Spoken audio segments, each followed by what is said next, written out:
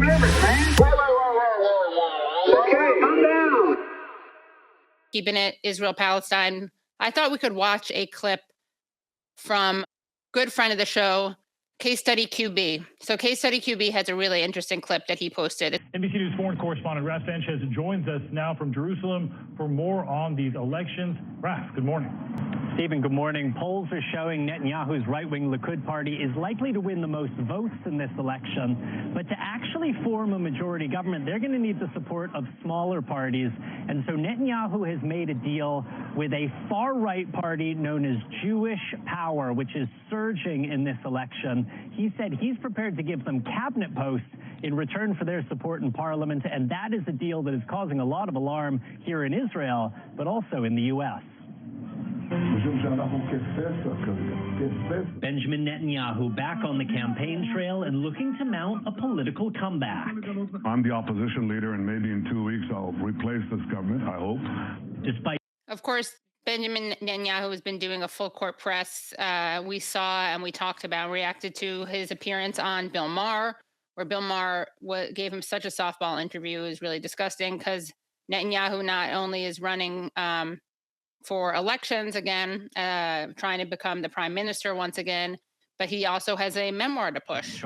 Despite being on trial for criminal corruption, charges he denies, polls show Netanyahu and his right-wing allies slightly ahead of Israel's liberal bloc, led by centrist Prime Minister Yair Lapid.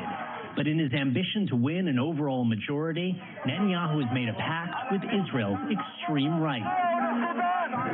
Netanyahu's allies, the far-right Jewish Power Party, are holding a rally here in Tel Aviv tonight. But across the street, there are dozens of anti-racist protesters demonstrating against them. Far-right parties may win more than 10% of the seats this election.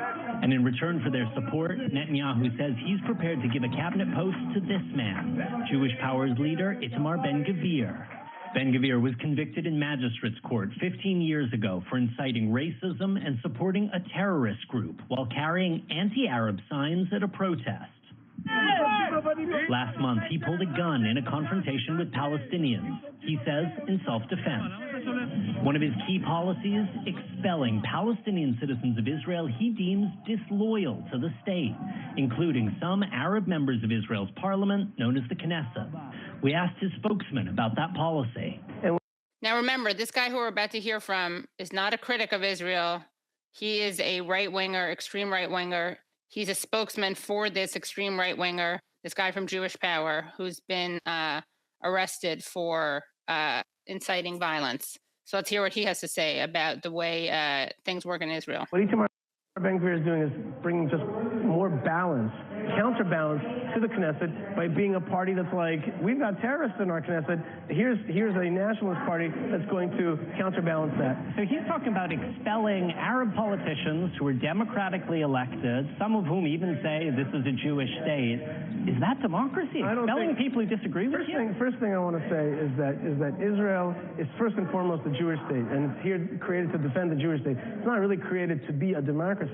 Among the Okay, so we just had an Israeli quote unquote pro-Israeli guy, right winger, say Israel is first and foremost a Jewish state. It's not really created to be a democracy, which is funny because that's what a lot of critics say.